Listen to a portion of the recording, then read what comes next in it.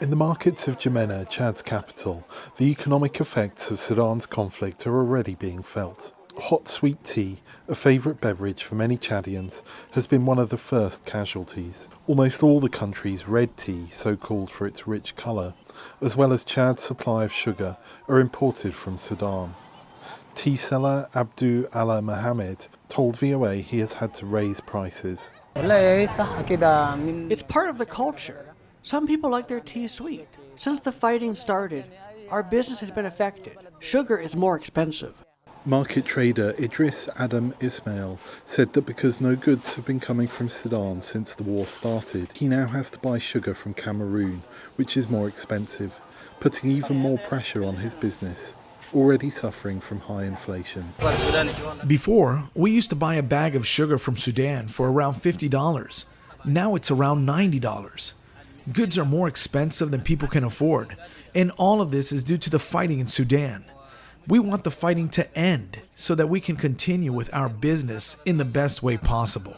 N'Djamena has a closer trading relationship with Cameroon than Sudan, but analysts say cities in the east of Chad, for which the opposite is true, are suffering the most. All the big cities along the eastern border, starting from Adre, Abéché, Amjaras, etc., have a very close connection with Sudan.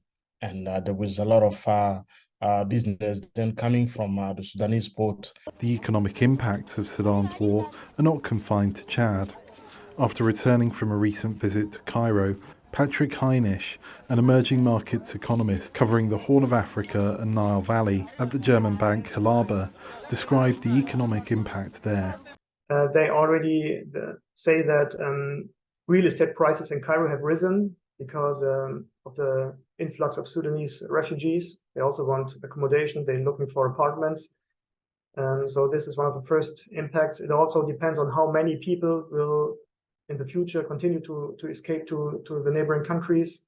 So will it really have an impact on overall inflation, for example? Moody's Investor Service, a US-based credit rating company, has said the Sudan conflict will likely hurt Sudan's neighbours' credit ratings, as well as those of developed banks in the region, while the International Monetary Fund also warns of growing economic impacts as the war continues. Henry Wilkins for VOA News, N'Djamena, Chad.